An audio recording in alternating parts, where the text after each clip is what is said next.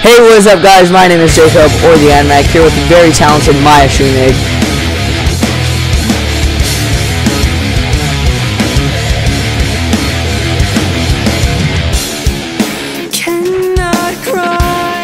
From Forever Still, my new sponsor. And so I have 24 questions for you, and with the time span we have, I'm thinking about we're only getting to the 10 or 15, if that's like totally cool with you. And so yeah, again, just thanks for being here, total pleasure and everything. So same here. Alright, so the first question I have for you, what made you start the band? Well, I've had a hobby band before, but I ran into Mikkel, my co-writer and my co-founder, and we started working together. He sent me over some instrumental ideas, and that really made me want to create something, because in the other band I was just writing and it was just for fun. I liked singing and it was all good, but this felt like something I could really put my heart into, because we had the same way of thinking and in regards to what we wanted to write, and a really good chemistry. So when he sent me something, I immediately got like melodies and themes and lyrics in my head, and it just made sense, so we started the band. Alright, the second question, what made you come up with the name Forever Still, and what does it mean to you? We took a while to find a good name, because I mean it's gonna stick with you forever. Yeah. So we wanted a name that actually meant something to us and represented the music. So Forever Still to me and to the band is the feeling of standing still while everybody's moving past you, like being in a really dark place, in a really black place where it's hard to get out of, and it seems like everybody else is just moving around you unaffected while you seem to be stuck, and it can feel like an internal thing. But at the same time, Forever Still can be that feeling of peace that you get to, that feeling of being alone and being totally okay with it, and that's the point that comes after the negative part of being Forever Still. You can go into a positive Forever Still, I think. What is probably your favorite song you have made? That's impossible, because it's like choose between your children, you know? So yeah.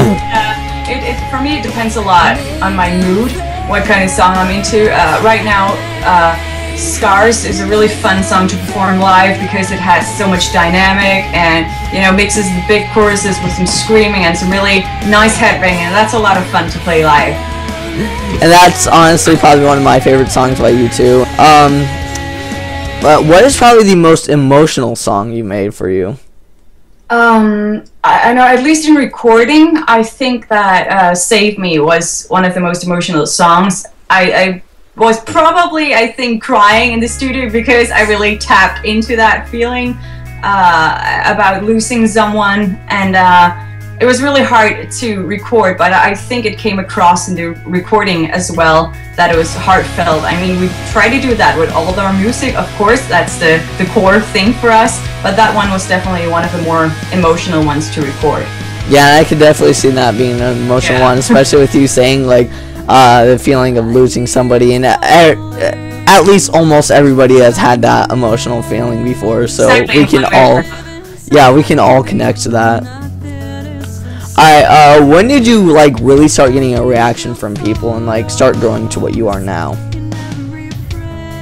It's been a steady process, I think. We released our first EP in 2013 and already started getting some attention on that. And I feel like for the past at least 2 years we've been growing steadily, because the music has just gotten to more and more people, and especially via Twitter, our social network has really been growing, because it's an amazing place for people to recommend stuff and to meet new people, and that has been a really cool place for us to like get the whole thing going. What would be your advice to people that are new and coming to music to make a band? One thing, find some really good people to work with, because you're gonna work with them a lot. And find some people who want to work as hard as you do. If somebody thinks it's fun to have a band, but they don't aspire to be a professional band, you should be on like the same terms with what you want for the band, because if suddenly you've been together for a few years and somebody's like, okay, let's do this, and the others are like, no, I think I'm fine doing what we do, it's gonna suck, because either you're gonna have to split up, and that could be a mess, and and start something completely new. So just go in on it on the same terms. I think that's a really good thing. And then make sure you have work ethics if you actually want to be a professional band, because it's not gonna come easy. We work like a lot of hours every day, and you're gonna have to do a lot of things yourself, because nobody's gonna come and save you when you're like a small band and everybody's dreaming up the record labels, and it's not gonna happen until you work yourself up where you deserve it. Yeah, my brother was actually in a band once, and bassist, and they were just starting to get attention. They split up, so I can definitely That's for the people who really want to continue it. It doesn't work out. So yeah, same terms. I think that's a really good start. Yeah. So this is something that really that is something for me, as long with a lot of the other people that enjoy metal out there, metalheads as we call ourselves. And no matter if it's light metal or heavy metal, there's always a form of screaming, and I've been trying to practice and get a form of screaming for me. And what would be your advice on it? I'm gonna tell you one of the boring things, because it's the truth, that really good vocal technique is gonna help you have really good screaming technique. Because I know when I was having a worse technique for my vocals, I had a worse technique for screaming. And as soon as you learn like really good vocal technique, that you have like a really smooth transition from your lower notes to your higher notes, instead of having like breaks and strain and stuff like that. If you're gonna strain your voice, you're gonna strain your screams as well. So I think that's a really good thing.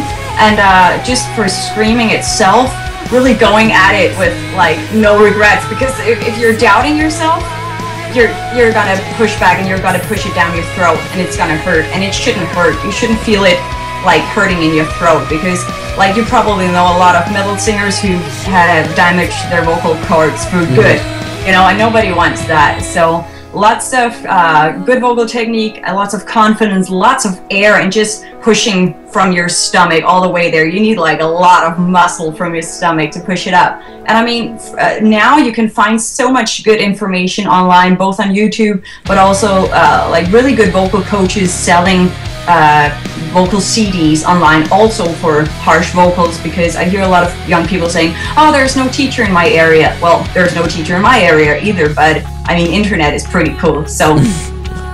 Yeah, I'm gonna have to tell that my girlfriend, because we were kind of trying to teach each other how to scream one day, and it really, it really hurt her throat, and my throat was perfectly fine. So. Oh yeah.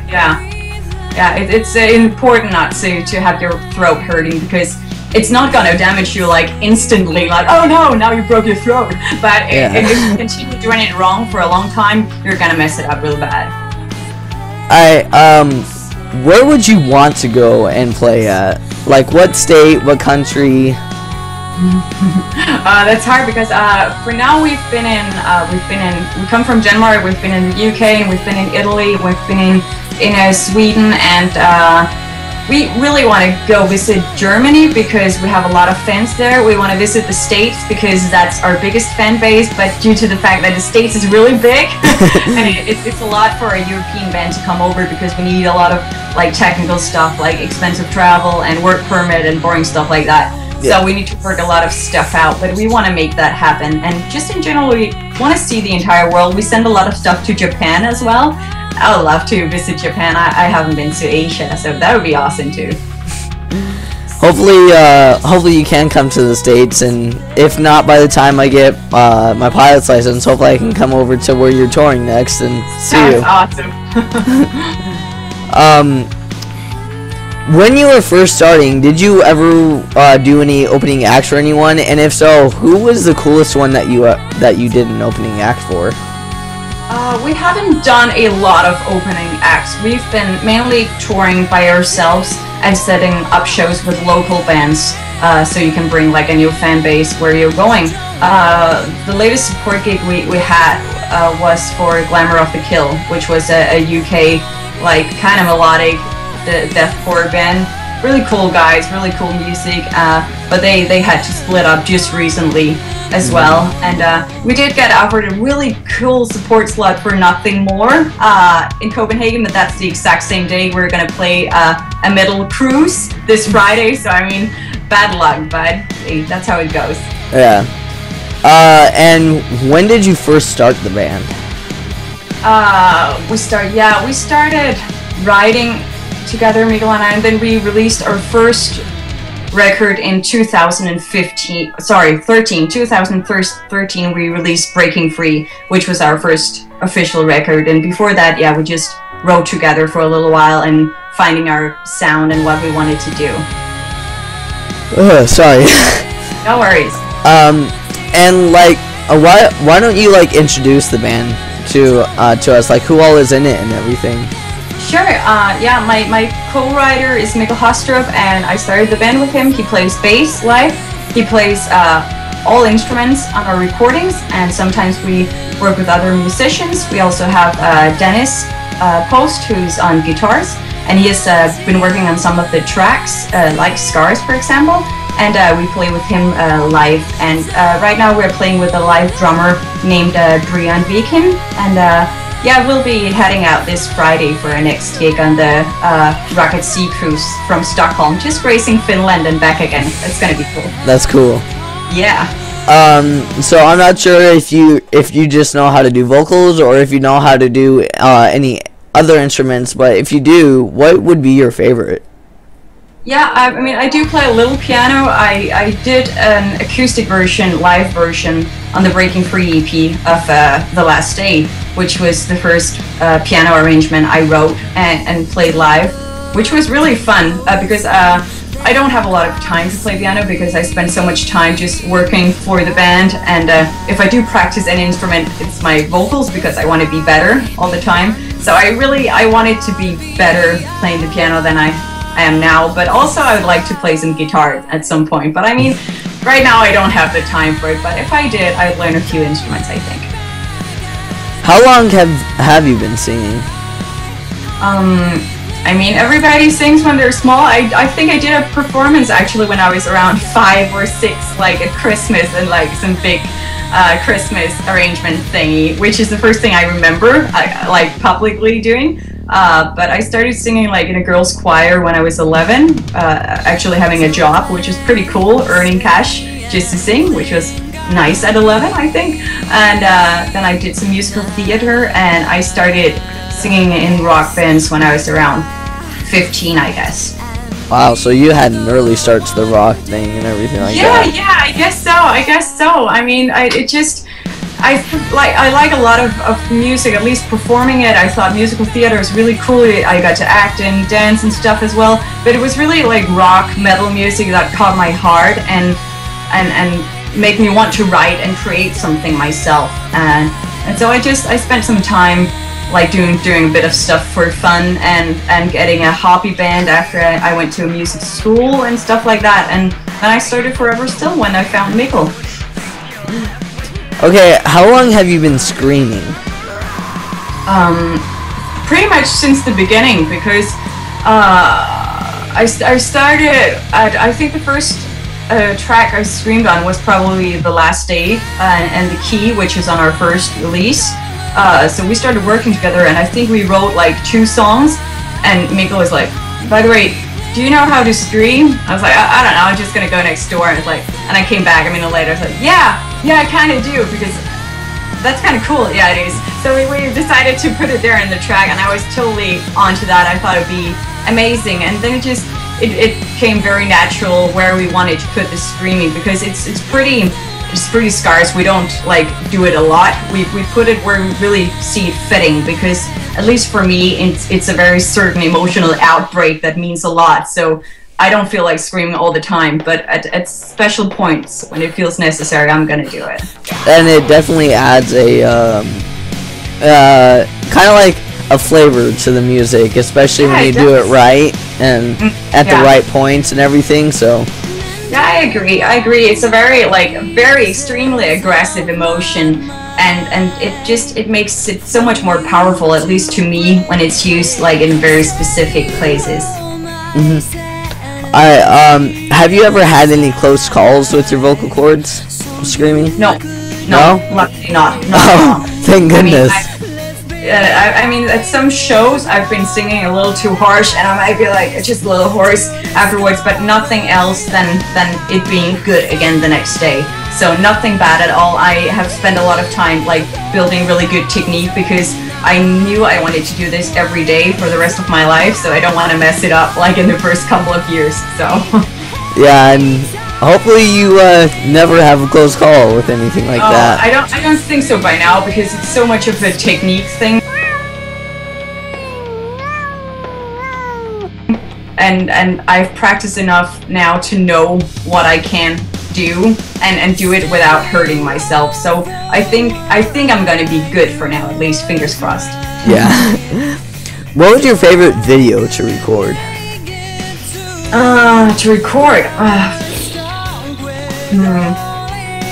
I think the last day was really fun because we actually there was the first one we wrote a storyline for, which was really fun. I like that, to be able to actually write a storyline and film that. And we filmed some of Awake the Fire in Los Angeles at Santa Monica Beach, which I thought was like super amazing. We had 10 minutes when the sun was like in the right position and going down, so it's just like, oh, hurry up, yeah. That's like 2 or 3 times and the sun was gone, so I was like just keeping my fingers crossed I had enough footage to use, but it worked out. I was really happy with it. And to you, what song has the most meaning? Again, I think it's hard because we don't write a song without it having meaning. Mm-hmm. We've never just written a song just for the sake of writing a song. It all like makes a lot of sense to me. And yeah, I don't think I can answer that one because I feel like we put a lot of heart and thought and soul into all of them. So that's going to be a tie between a lot. Yeah. And is there any song that like in a way like hits home with you more? Or anything like that, or is it like they all are just kind of the same still? I guess it's like a lot of people. When you are in one kind of mood, one of them is gonna hit you harder than the other. At least it did for me. If it's a day where I'm like really pissed off, I'm gonna love a song like Scars or The Last Day. Or if it's a day where I'm more sad, I'm gonna love Save Me or Towards the Edge or something like that. So it's going to speak to me on different levels depending on what kind of mood I'm in. I'm so affected by mood. I mean, also just listening to other bands, you know, like one day it's going to, fucking awesome band, and the next day it's going to be like, I don't want to listen to this at all today. Not at all. And how do you do your traveling? Do you do it by plane, by van, or? Yeah, it depends where, because I think for now we have been flying out a lot because we had to go to the UK, and that would either be like a really long drive, like all the way down and up, and instead we just flew over, which is a lot easier. And we had the same option for Italy because we were just there for a few days. We could be there longer, and then we'd probably drive and stop on the way and grab a few shows. For Sweden and Stockholm, we're driving. It's a 7-hour drive, so we're driving to the boat, and then we'll be on the cruise for 24 hours, and we'll drive 7 hours back. So it kind of depends on the location, really. And surprisingly, we got to the last question. I didn't really think that we would. But what do you think of all the traveling that you do? I mean, I love it. I think it's amazing. Like, when I was a kid, I always dreamed that I'd have a job where I got to see the world doing my job. I think it was probably because my dad did that. He traveled a lot when I was a kid, and but he saw a lot of cool stuff and brought home a lot of cool stuff from, now he was in China, now he was in the States, now he was in France. I thought it was really cool getting to see the world, and you can say, on the plus side, you get to do that. On the not so plusy side, you have a lot of time in a van. Like in the UK, we were driving around, and sometimes you're in traffic for 5 hours, and then you just make it to the location and have to run in and do your sound check. So I mean, you do get to see the world, but sometimes you have a little more time than others. And also for the viewers, I don't know if your cat is in the room or not. If not, don't fret. Oh, there he is, right there. There's one of them. Yeah, the other one is right by the computer, actually. So. Do you think you could show off one of them for the viewers? Sure. There's one. Wow, you have really cute cats, by the way. Yeah. This is Miss Morgan, and oh, there you go. And this is Malibu. Hey, I've had 2 tabbies in my life, so awesome. She's the little sister. the big little sister. Awesome.